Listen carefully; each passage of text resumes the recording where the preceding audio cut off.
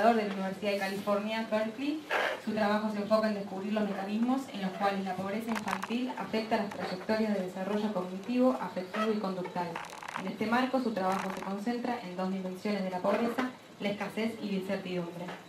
Luego lo va a seguir el doctor Javier Indart, del Hospital General de Niños del Dr. Pedro de Elizalde. Javier Indart es médico pediatra, legista y psiquiatra infanto-juvenil, es jefe de la Unidad de Violencia Familiar del Hospital General de Niños Dr. Pedro de Elizalde de la Ciudad de Buenos Aires y coordinador académico de la carrera de especialización sobre violencia familiar de la Universidad del Museo Social Argentino.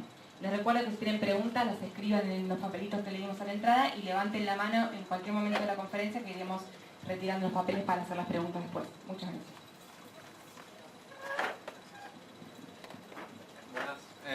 Antes de empezar a hablar de desarrollo infantil, quiero empezar con un tema conceptual que van a escuchar durante el día, que es la autorregulación.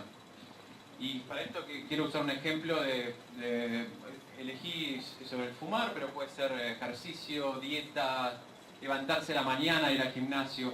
Y si uno fumara un cigarrillo y le dicen que inmediatamente se va a morir, sería muy simple elegir no fumar. Y así sería para todos. Si las consecuencias de nuestras conductas pasaran inmediatamente, sería muy fácil poder optar siempre por la mejor elección. Pero hay un problema que es el tiempo. El cigarrillo se hace omnipresente ahora y el riesgo de la muerte puede ser a 30 años con una probabilidad baja. Entonces hay todo un tiempo durante el cual el esfuerzo, y este tipo de esfuerzo lo voy a llamar autorregulación, es muy alto y los beneficios percibidos al principio son bajos, ¿no? Por ejemplo, ir a hacer ejercicio. Los beneficios aparecen mucho tiempo después, 6 meses después, un año después, depende de la intensidad.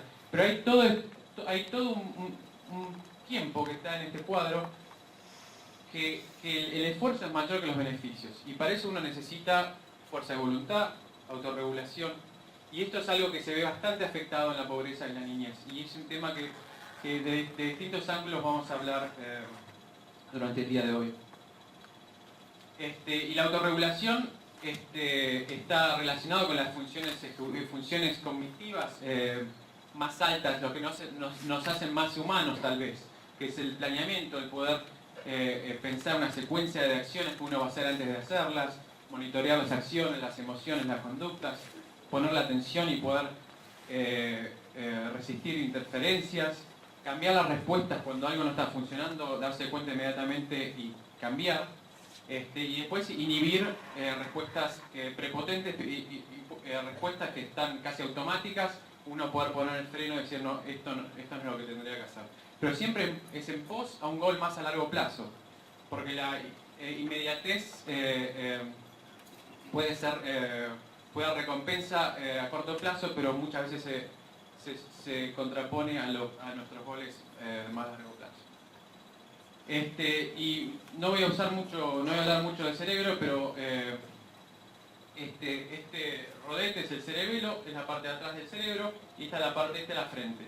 La parte frontal del cerebro tiene un rol muy importante en la autorregulación y el control de nuestras conductas. Y hay una parte que esta es solo una de las estructuras que forma parte de otro tipo de impulsos, que es la amígdala, que eso es lo que nos hace querer el cigarrillo, es lo que nos hace querer el helado. Es todo lo que es casi amor y odio de nuestro cerebro, está en unas estructuras que están en el medio del cerebro. Y voy a hablar brevemente de esta parte también. Y el control varía entre individuos y también varía dentro de uno mismo. Cuando uno está cansado, tiene mucho menos control. Las peores decisiones que solemos tomar pasan a la noche cuando uno está cansado. Desde hacer compras online, a comer más, tomar más, o elegir las compañías menos adecuadas. Todo pasa cuando uno está más cansado. Y también hay diferencias entre los individuos, que es una interacción entre la genética de cada individuo y el ambiente. Y esto es lo que más importa para el día de hoy, es esta E de ambiente, cómo interactúa la genética con el ambiente.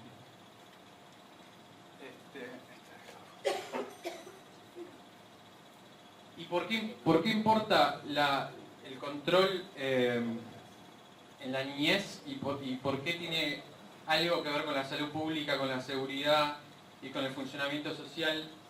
Es porque ya hay varios estudios con un número importante de niños que han mostrado que el autocontrol a los 3 años predice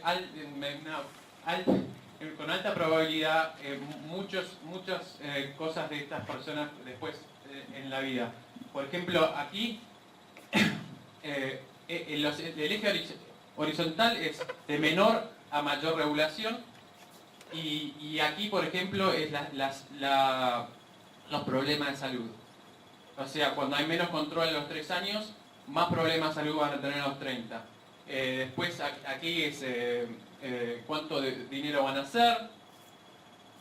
Aquí es las posibilidades de que se queden solos, que sean un padre único con un chico. Menos control a los 3 años, más posibilidades. Y esto es que vayan a la cárcel. Así han hecho muchos estudios donde uno muy famoso en los 60, que a los chicos solamente le decían acá hay un caramelo, me voy a ir ahora, a ir a un chico de jardín y cuando vuelva, si no te lo comiste, va a haber 2, ¿no? Entonces medían cuánto tiempo el chico podía esperar. Ese tiempo predice el bienestar, la felicidad reportada por la gente, los ingresos a los 40 años también. Y de vuelta, ¿por qué estoy mencionando toda esta capacidad de controlarse a los 3 años? Porque es algo que se ve muy afectado en contextos de pobreza. Y se ve afectado, como vimos en la presentación de Pablo y como van a ver después también, no solo la autorregulación, sino también el lenguaje y la memoria, todo muy importante para el desempeño escolar, pero también para el funcionamiento social. Y una cosa importante, el eje horizontal es los niños a los 9 meses, a los 15 meses y a los 21 meses. Esto es un índice compuesto de memoria y esto es lenguaje. Lo que se puede ver, lo importante es la línea verde, que ven que todos los grupos, esto es los padres con mayor educación, el tercio superior, el tercio medio y el tercio más bajo de educación de los padres.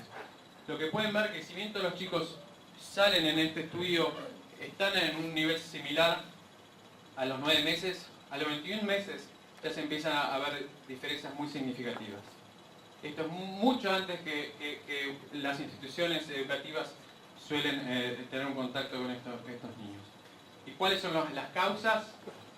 Las causas más reconocidas para que influyen en el desarrollo de las funciones ejecutivas y el autocontrol, la autorregulación, es el estrés en el hogar, el estrés de los padres. Pues, antes que me olvide, quiero decir que los padres son el gran filtro entre la sociedad, pobreza y el desarrollo de los niños. La pobre estimulación cognitiva, que eso incluye también cómo y cuánto le hablan a los chicos.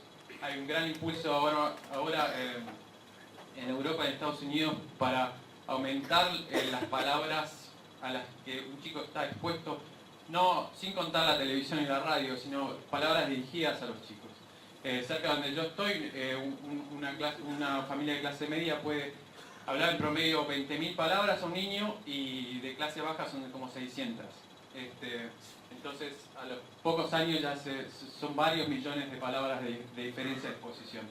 Y obviamente las capacidades paternales o el estilo de crianza en que los chicos están, eso es el gran filtro, eso es lo que determina si un chico en un estado muy pobre va a tener buen control o bajo control, es ese filtro que son los padres. Y eso no me quiero olvidar de decirlo. Hay una cuestión que mucha gente puede plantear y dice, pero bueno, tal vez no es que la pobreza ha causado esto, sino que son pobres porque su genética es distinta. Y esto es algo que se escucha de vez en cuando y lamentablemente se sigue escuchando todavía. Pero hay bastantes estudios que muestran que si bien la genética es muy importante, la genética es más importante cuando uno recibe todos los estímulos adecuados. Este gráfico aquí muestra el nivel socioeconómico de los padres de un chico, de menor a mayor, y esto es el porcentaje que la genética explica la inteligencia de un niño. Entonces, esto es lo que dice que cuando los padres son pobres, no hay nada de genética ahí. Cuando los padres son ricos, la genética es todo. Se puede pensar esto, que la genética tiene el techo de la potencialidad de un chico de cuánto se puede desarrollar, pero está en el ambiente en que llegue ese niño hasta ese techo. Y estos dos gráficos que siguen muestran al revés, muestran que mientras más pobre es un chico, más importa el ambiente, el ambiente es más importante en determinar la inteligencia de un chico que su genética, y que chicos de un nivel socioeconómico más alto. Pero también hay otra cosa. Uno no se tendría que controlar si uno no sintiera ninguna atracción hacia ese cigarrillo, al helado. Hay algo que nos lleva, está el impulso a la emoción, el instinto, la pulsión, el nombre que distintas teorías le pueden dar a lo que es la emoción. Y esas emociones son esenciales al principio de la vida. Uno tiene que aprender que ciertas cosas son buenas. Un bebé humano o animal tiene que aprender que la teta es esencial para la vida. Hay otras cosas más simples que el niño tiene que aprender, que el agua calma la sed. Hay cosas que se tienen que aprender, y hay una ventana para aprender estas experiencias emocionales. Y estas experiencias emocionales no solo ponen contenidos en la cabeza que van a quedar, sino también favorecen algunos procesos en el cerebro versus otros. Porque la energía es limitada, y más cuando uno no tiene una nutrición suficiente. Entonces el cerebro tiene que tomar decisiones: qué partes se van a desarrollar más, qué partes se van a desarrollar menos. Estas supervivencias no solo son necesarias al principio, sino también, volviendo a los padres, tienen una modulación maternal. ¿Qué quiere decir esto? Que si un niño aprende, y esto se ha mostrado en muchos animales y ahora hay unos primeros estudios en humanos, si un niño aprende cosas, un niño de 3 años por ejemplo, aprende cosas negativas, un shock eléctrico mínimo, si está al lado de la madre, no solo no va a reaccionar negativamente en el futuro, sino que va a preferir ese estímulo. La madre cambia el tono emocional de una experiencia, y eso es muy importante en los primeros años de vida. Pasa de algo que tendría que ser aversivo, pasa a una preferencia. Y eso es algo que, si uno, imagínense crecer en un entorno de violencia y abuso, hay una respuesta que se ha mostrado haciendo estudios de PET, donde ven que el estresando a una persona en el laboratorio, se encienden los circuitos de recompensa como si estuvieran presencia a un estímulo de alcohol, de droga o comida.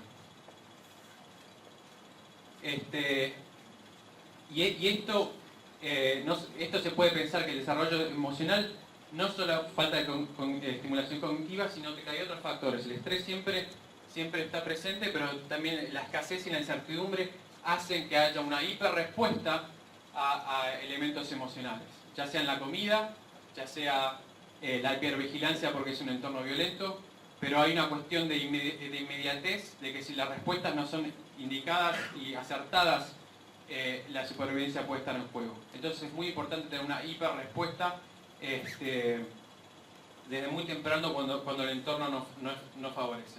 Entonces al principio el control no está muy desarrollado. Entonces imagínense que la amígdala es el que manda y le dice, y no tiene casi restricción al principio, no hay control. Después empieza a haber un diálogo, y estas son las flechas, empieza a haber un diálogo entre la corteza prefrontal y la amígdala, empieza a haber un diálogo más parejo, donde empieza a haber un tipo de regulación. Y en la adultez ya empieza, en teoría, empieza a haber más control, y la amígdala tiene menos que decir sobre la conducta. Este diálogo entre los aspectos más emocionales del cerebro y la parte más de control del cerebro, se ve muy afectado con la pobreza, con una amígdala, una zona emocional hiper desarrollada que escucha menos y dice más. Y bueno, y esto es toda una cuestión descriptiva, pero ¿qué se puede hacer? ¿Qué se puede hacer sobre esto, no? Piensen que este eje es el tiempo, es cuando el niño nace, y distintos sistemas en el cerebro tienen distintas etapas de vulnerabilidad y etapas de oportunidad. Lo verde podría ser los sentidos, que tiene una etapa muy limitada al principio. Lo naranja podría ser el lenguaje y el desarrollo motor. Y lo azul es el autocontrol. Si bien en los primeros años de vida son esenciales, el autocontrol a nivel cerebral se sigue desarrollando por los primeros 20-21 años de vida. Pero después hay otra capa aquí. Y es este diálogo entre la emoción y el control, ¿no? Y esto es algo que estamos tratando de entender mejor, pero parece que la niñez tiene un pico de oportunidad y después esto es la pubertad. La pubertad presenta una nueva etapa de plasticidad cerebral donde no solo hay cambios biológicos, sino también coincide con un cambio que el niño no es tan niño y que el nivel socioeconómico de los padres no es de ellos, sino empieza a ser suyo, ¿no? El por qué quedarse en la escuela empieza a ser una pregunta personal, no es algo, la motivación por estar en la escuela no es algo que de los maestros o los padres, ya empieza a ser algo propio. Y no voy a, esto se lo puedo pasar después, pero hay bastantes estudios que muestran que estas intervenciones que solamente tratan de trabajar con el niño desde la estimulación y tratan de ayudar a los padres, no solamente los ayudan a los niños, sino que presentan retornos económicos para la sociedad. Esta última columna, el número que ven en cada uno es por cada dólar invertido, cuántos dólares vuelve a la sociedad, ¿no? Va de 7, 2 a 13, y esto es en la adultez, y es ya sea generando capital y en otras medidas también de cuántas convicciones se evitan por cada grupo con estas intervenciones. Y los retornos de estas intervenciones son mayores en la primera infancia y muchos estudios económicos han mostrado eso, pero de nuevo, si empezamos a entender que nuestro cerebro no es solo una computadora, sino también tiene un aspecto emocional, y está esta nueva ciencia del diálogo entre el control cognitivo frío y el control emocional, es muy probable que intervenciones que se dediquen no a estimular cosas que ya fueron desarrolladas, sino esta nueva relación entre el aspecto emocional y el aspecto de control del cerebro presenta otra oportunidad de intervención alrededor de la pubertad y empezando más o menos en quinto grado. A donde estoy trabajando ahora ya empieza a haber una conciencia grupal, social de estas intervenciones. Un cartel así se puede ver en una autopista, por ejemplo, que aquí es el número de cuánto sale por año tener a alguien en la cárcel, cuánto sale por año tener a alguien en la universidad. Y después 7 de cada 10 que están en la cárcel van a volver a la cárcel. Y así también se sigue, y hay otros estudios que dicen cuánto va a generar después de salir de la cárcel alguien, 22.000 al año versus 55.000 que va a generar alguien que fue a la universidad. Esto ya empieza a aparecer en todos lados y es algo que, si bien no tiene que ser, para mí no es la motivación inherente a trabajar con la niñez y la pobreza, esto ha hecho que ya se volvió algo que es apartidista, que ya nadie discute si esto está bien o está mal. La gente que no creía que estos programas sean algo que incumba al gobierno, empiezan a estar más de acuerdo a través de una cuestión más económica. Y de nuevo, y para resumir, y esto creo que se va a trabajar todo el día, y ya se empezó, Pablo empezó a hablar de esto en el principio, trabajar en el problema no es siempre donde está el síntoma, como se dice acá mucho en el psicoanálisis, no es donde hay que trabajar necesariamente, sino que ese puede ser el final de una cascada que empieza en la sociedad, pasa por la familia y termina en el niño, ¿no?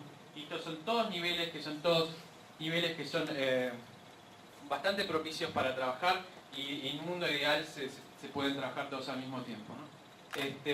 Bueno, la intención de esta primera presentación es hacer un resumen y introducir un poco el concepto de autorregulación y después espero que podamos dialogar un poco. Muchas gracias.